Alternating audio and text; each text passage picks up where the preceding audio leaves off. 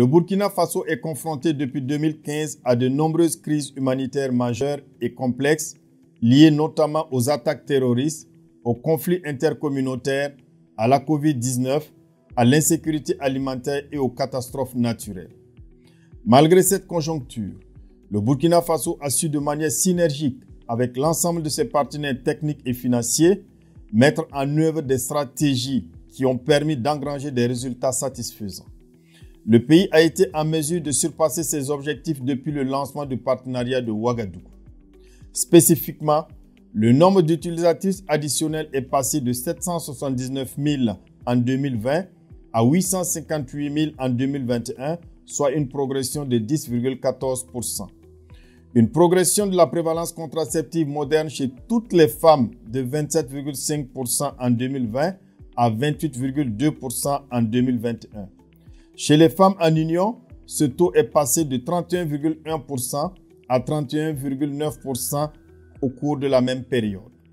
Ces résultats ont permis d'éviter 555 000 grossesses non désirées, 198 000 avortements à risque et 1 300 décès maternels. Ces résultats ont été engrangés grâce à l'élaboration et à la mise en œuvre des plans de contingence, d'urgence, de résilience et de réponse humanitaire.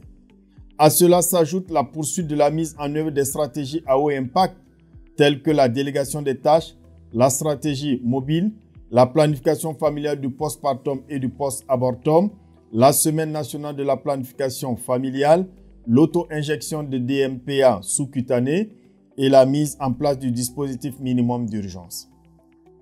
Ces différents succès n'ont été possibles que grâce à l'engagement des acteurs du système de santé, à la collaboration intersectorielle, à la mobilisation de la société civile et des partenaires techniques et financiers.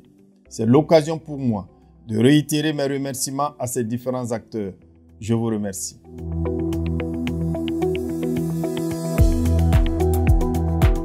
La crise humanitaire a eu un impact négatif sur la population et le système de santé. Au 31 août 2021, on dénombrait 356 formations sanitaires affectées par l'insécurité dans 6 régions du Burkina Faso, parmi lesquelles 83 sont complètement fermées. Plus d'1,4 million de personnes déplacées internes et 2,5 millions dans les besoins en matière de santé.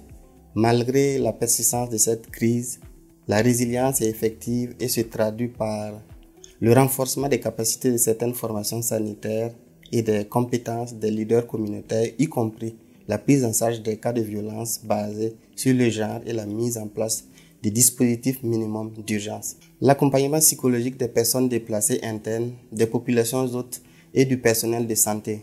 L'offre des services de planification familiale en stratégie avancée, l'adaptation du langage au contexte culturel et religieux, l'installation de postes de santé avancés dans les zones de forte concentration de personnes déplacées internes où les formations sanitaires fonctionnent à minima. L'accompagnement des femmes et des filles déplacées dans la satisfaction des besoins d'hygiène. La mise en œuvre des projets pour la cohésion sociale ciblant les leaders coutumiers et religieux, les associations de femmes et de jeunes.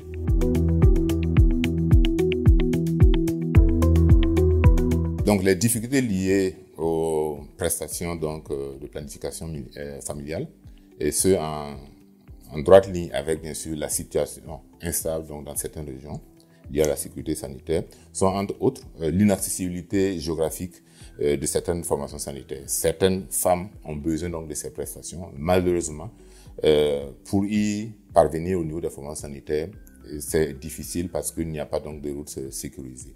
Le deuxième aspect est lié essentiellement même aux prestataires de soins qui ne se sentent pas en sécurité. Et donc, quand ils ne se sentent pas en sécurité, souvent, ça entraîne comme conséquence la fermeture donc, des formations sanitaires.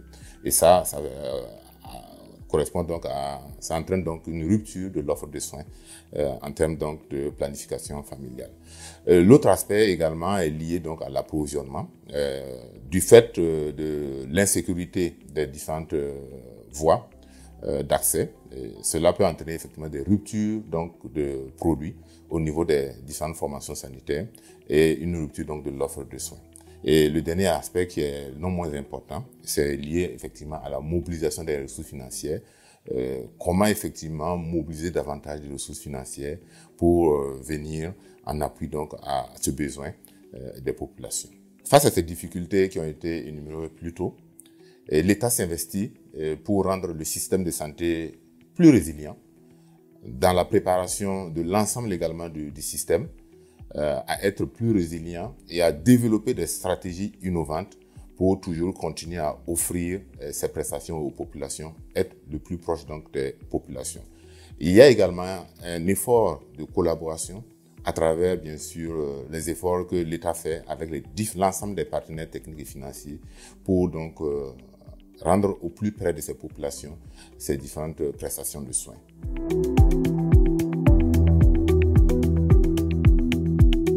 Les défis liés donc à la prise en compte de ces difficultés énumérées sont liés entre autres au maintien ou à l'augmentation du niveau de financement lié aux prestations donc, de planification familiale.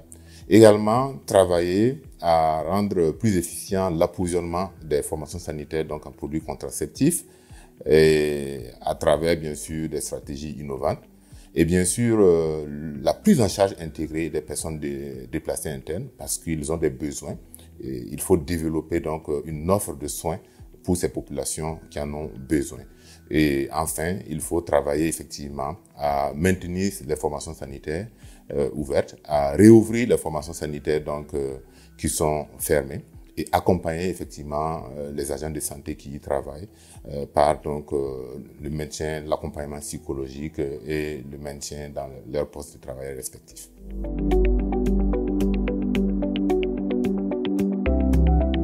En termes de perspective, il sera question d'accentuer le plaidoyer pour la mobilisation des ressources endogènes et auprès des partenaires techniques et financiers.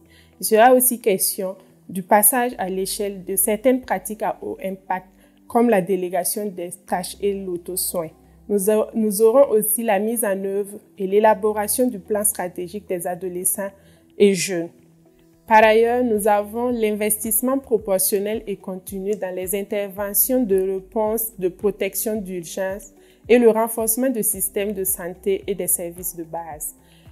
Nous avons aussi la mise en œuvre du Plan national de planification familiale 2021-2025, prenant en compte le contexte humanitaire.